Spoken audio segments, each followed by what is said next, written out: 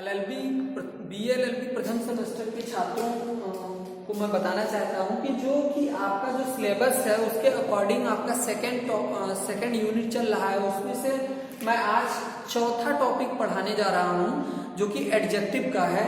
तो मैंने आपको बताया है पहले, तो तीसरा टॉपिक है ये नाउन प्रोनाउन, और तीसरा आज का टॉपिक पार्ट ऑफ स्पीच का एडजेक्टिव का पार्ट है। एडजेक्टिव के वास्तव में एडजेक्टिव है क्या, तो इसके बारे में मैंने बताया कि एडजेक्टिव क्या है। एडजेक्टिव एंड इसकी अगर डिफिनेशन पे जाते हैं, and adjective is a word which added something to the meaning of noun और प्रोनाउन। देखिए क्या है कि जो एडजेक्टिव है क्या है कि ये जो है स्पेसिफाइड करता है, डिफाइन करने में किस चीज के, जो है नाउन और प्रोनाउन की, यानी कि कोई ऐसा शब्द जो कि संज्ञा अथवा सर्वनाम के बारे में विशेषता बताता हो, वही विशेषण है। सीधी सी बात है। तो इसके बारे में हम और जनरली देखते हैं, जैसे एग्जांपल के तौर पर देखेंगे, he is very brave boy. General बात है, he is very brave boy. Very क्या है, वो क्या है, वही है। और देखिए यहाँ जब वेरी ब्रेव की बात कही जा रही है तो चाहे तो ब्रेव बॉय ही कर सकते हैं। तो ब्रेव जो शब्द है वही एडजेक्टिव है आपका। ऐसे द गाय इज ब्लैक, अगर लिखा है द काउ इज ब्लैक, तो काउ क्या है, काउ एक एडजेक्टिव है, यानी कि विशेषण हमेशा नाउन और प्रोनाउन की अथवा प्रोनाउन की विशेषता बतलाता है। और इसमें दो ही चीजें हम देखेंगे कि हमें जनरली ये देखना है कि एडजेक्टिव की डिफिनेशन देख रहे हैं, फिर उसके बाद काइंड ऑफ एडजेक्टिव देखेंगे।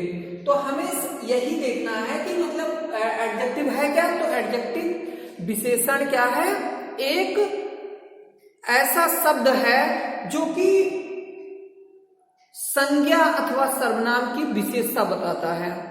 मैंने आपको बताया an adjective is a word which added something in the to the meaning of noun or pronoun। Generally ये हमने आपको जो बताया कि वास्तव में एडजेक्टिव क्या है कि एक ऐसा शब्द है, एक ऐसा वर्ड है जो कि नाउन और प्रोनाउन के साथ लगकर उनकी विशेषता बताता है, उन्हें स्पेसिफाइड करता है कि जो है they are different to other then.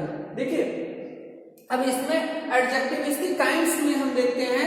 Kinds को देखने से पहले हम थोड़ा सा इसमें देखेंगे कि जो इसे आइडेंटिफाई कैसे किया जा सकता है। आइडेंटिफाई करने के लिए हम देखेंगे कि हमें लिखा है कि about the word they modified.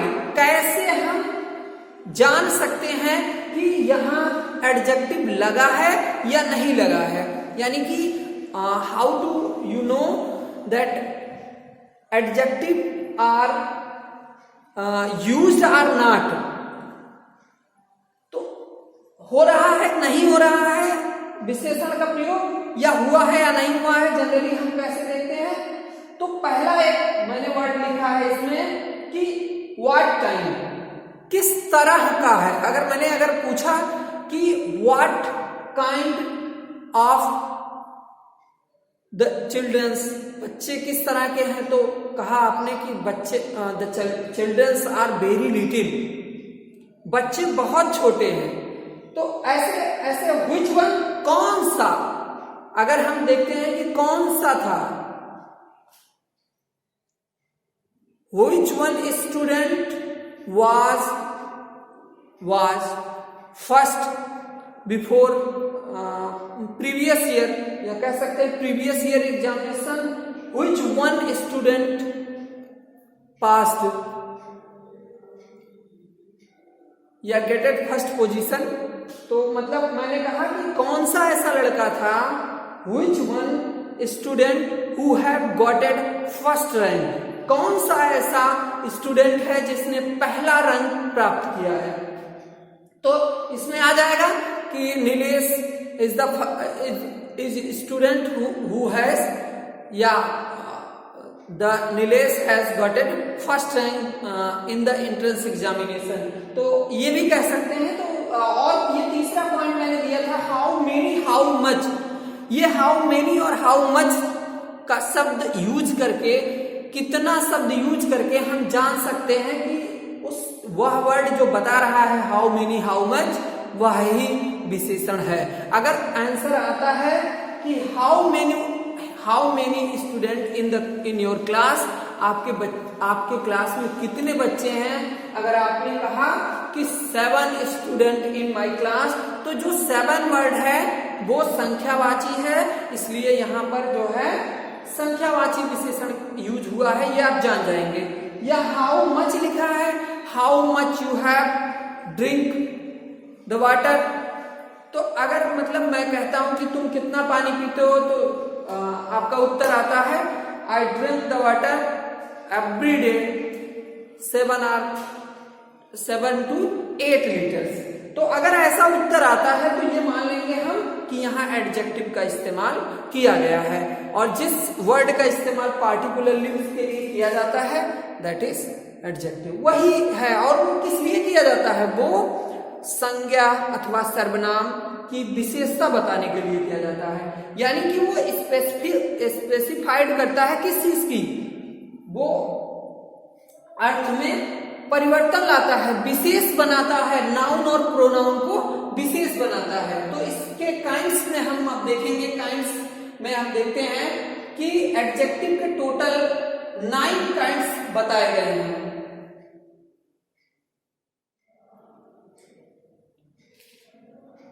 Total जो है एक्सक्लामेटरी हो गया, 8 काइंड्स हमने लिखा हुआ है।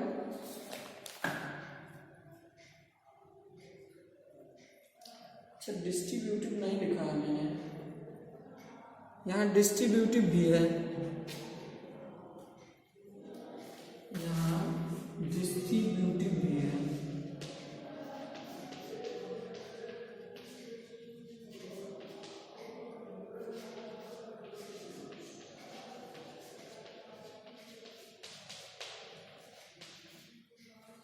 ठीक है, तो इस तरह से कुल 9 प्रकार जो है एडजेक्टिव के बताए गए हैं। पहला है एडजेक्टिव ऑफ क्वालिटी, गुणवाचक विशेषण। क्या है, गुण के बारे में बताता है। जब हम किसी भी नाउन और प्रोनाउन के स्पेशली क्वालिटी के बारे में बताते हैं तो वहां क्या होता है, वहां गुणवाचक विशेषण होता है। जैसे Ram is a honest boy, तो generally honesty is a quality which improve the person, or this is specified that the all person is different than the Ram। ठीक है, तो अगर ऐसा दिखाता है कि जितने भी लोग हैं, जितने स्टूडेंट हैं, उनमें राम क्या है, बहुत ही ईमानदार लड़का है, तो यहां उसकी क्या बताई जा रही है, ये क्वालिटी बताई जा रही है। तो हम समझ जाते हैं इस एग्जाम्पल के जरिए कि the Ram is a very honest boy in the class. तो इस कक्षा में राम जो है सबसे ऑनेस्ट स्टूडेंट है, बच्चा है, लड़का है, जो भी है। तो कहने का मतलब है कि उसकी गुण के बारे में हम बताते हैं, या और भी बहुत सारी चीजें उसमें शामिल होती हैं। गुण में बहुत चीजें आती हैं, जैसे the dog is white, the dog is white. White होना क्या है, एक क्वालिटी है, उसका गुण है। मैंने कहा the elephant is very big animal. ठीक है, तो वो एलिफेंट है, वो सबसे बड़ा जानवर है। This is specified to someone particularly a animal.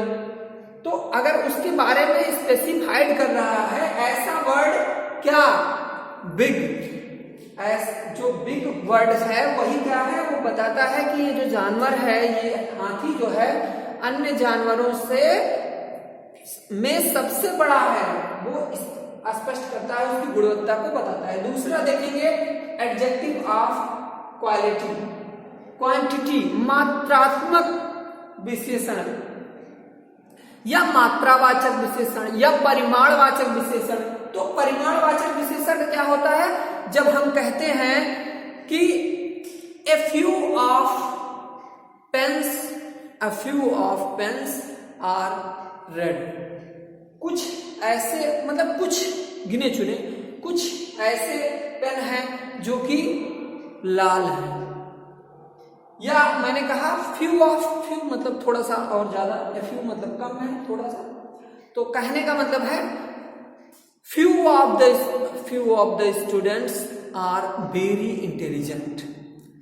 ये जो वर्ड है ये बता रहा है कि मतलब कुछ का मतलब जिनको हम काउंट कर सकते हैं, क्वांटिटी का मतलब जनरली यही देखेंगे,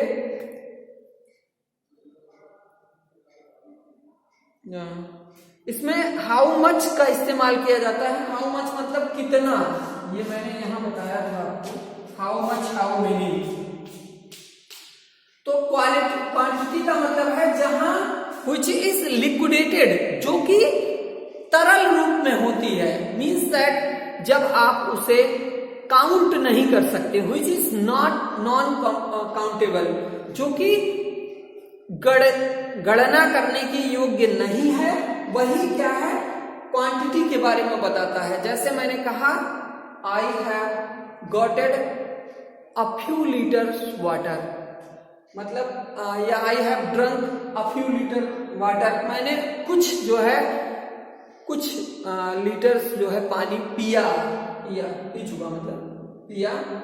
तो मतलब ऐसी जबकि हम उसे गिन नहीं सकते, which is not countable, that is a quantity, means that a few मतलब कितना, a few of water has been filled in the glass, मैंने कहा कि मतलब थोड़ा सा भरा था, या कुछ among का इस्तेमाल भी किया जाता है।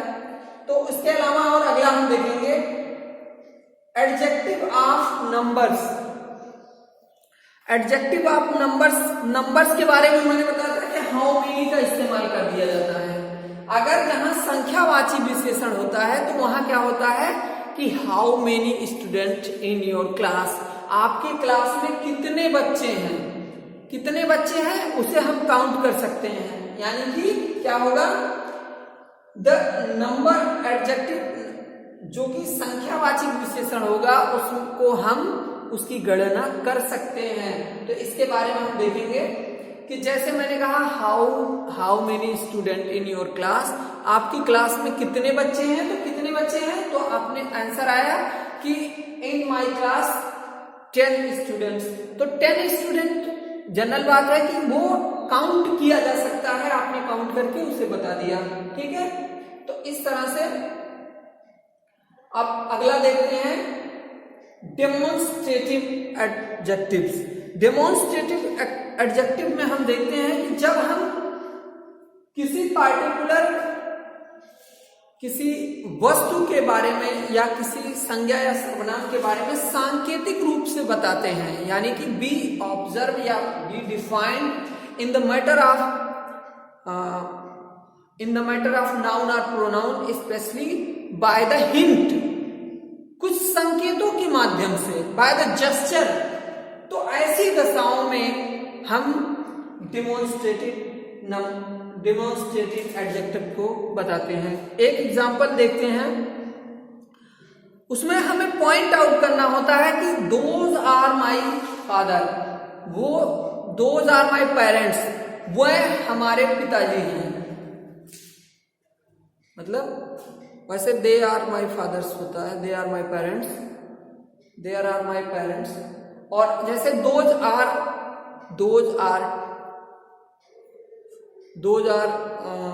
2 चेयर्स, वहां 2 कुर्सियां हैं।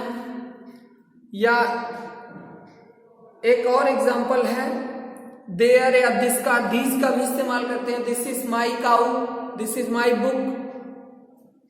या दोज आर फ्रेंड्स, वह मित्र हैं। या ऐसे बहुत सारे examples, this is my child, ये मेरा बच्चा है, ये भी कहा जा सकता है। तो ये जो एग्जांपल्स हैं वो आपके डेमोन्स्ट्रेटिव एडजेक्टिव के हैं। अगला है distributive adjective.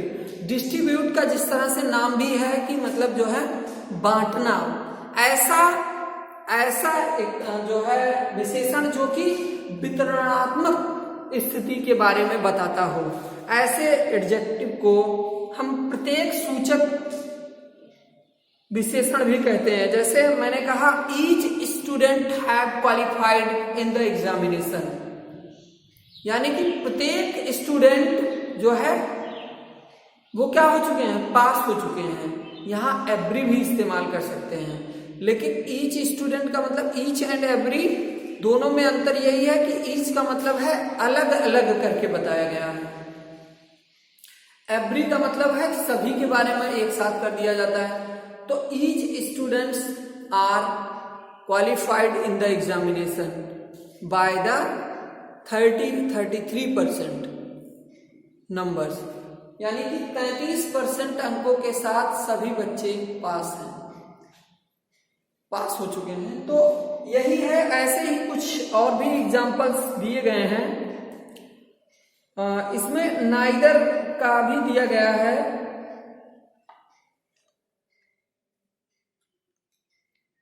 Each girl will make a speech, एक एग्जाम्पल है each girl will make a speech, यानी कि सभी लड़कियां, प्रत्येक लड़की एक स्पीच तैयार करेगी। तो जो है ये स्पेशली सबके लिए कहा गया है। तो ईच एंड एवरी, या जो है मैंने और भी बताया कि मतलब नाइदर का इस्तेमाल भी किया जाता है, आइदर का इस्तेमाल भी किया जाता है। तो ऐसे शब्दों का अगर इस्तेमाल हो रहा है तो वो डेमोन्स्ट्रेटिव एडजेक्टिव, ये डिस्ट्रीब्यूटिव एडजेक्टिव कहा जाएगा। अगला है इंट्रोगेटिव एडजेक्टिव। मैंने कहा था हाउ, व्हाट, हु, ये सब का इस्तेमाल करके आप जान सकते हैं कि कौन सा एडजेक्टिव वहां यूज किया गया है। जैसे लिखा है how many student, who are you, तुम कौन हो, ये सब क्या है, ये जो हु, हाउ मेनी, ये सब क्या है, ये जो अगर वर्ड का इस्तेमाल किया गया है तो ये इंट्रोगेटिव एडजेक्टिव में आता है। एग्जाम्पल के तौर पे देख लेते हैं कि मतलब which big book is your, तुम्हारी कौन सी बुक है। तो अगर जो है ऐसे क्वेश्चन का प्रयोग करके हुए दिखाया गया तो व्हिच बुक इज योर, तुम्हारी कौन सी बुक है, तो जो व्हिच वर्ड है वो क्या है, वही एडजेक्टिव है। तो ऐसे शब्द जो कि प्रश्नवाचक वाक्य के रूप में आते हैं, प्रश्नवाचक शब्द के रूप में किसी संज्ञा के पूर्व प्रयुक्त किए जाते हैं, तो वो जो है वो इंट्रोगेटिव एडजेक्टिव कहलाते हैं। अगला है पजेसिव एडजेक्टिव। ऐसे शब्द जो कि जोर देते हो, किस बात का जोर देते हो, कि that is related with the noun और प्रोनाउन। तो ऐसी दशाओं में ऐसे एडजेक्टिव जो है पजेसिव एडजेक्टिव में आते हैं।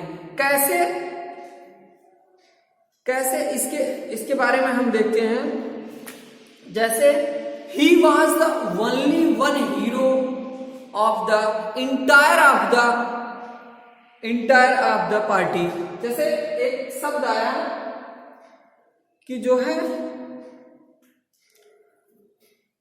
पजेसिव में स्पेशली संबंध के बारे में बताया जाता है। संबंध कारक किसे कहते हैं,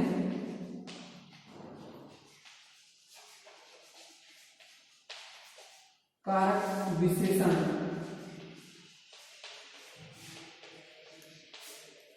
संबंध कारक विशेषण क्या होते हैं, स्पेशली जो बताते हैं दिस बुक इज माइन, जो मेरा, वो बताता है कि दैट इज द थिंग्स, यानी कि नाउन और pronoun related with the word. वो दिखाता है कि जो है वो जो चीजें हैं या उससे डायरेक्ट संबंध बताता है। किसका, कहता है कि दैट बुक इज माइन, वो बुक मेरी है, दैट दिस दोज दीज, ये सब क्या है, संबंध को बताते हैं। ऐसी दशाओं में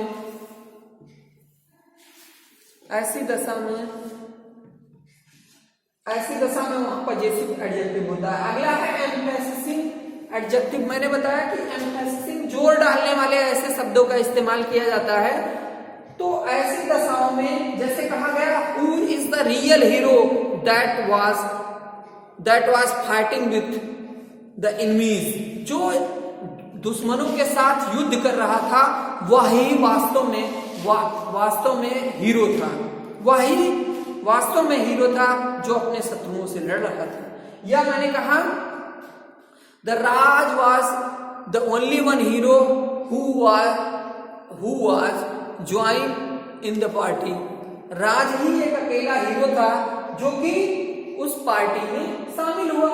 या और भी मैंने बताया था एक कि जो है ही वाज द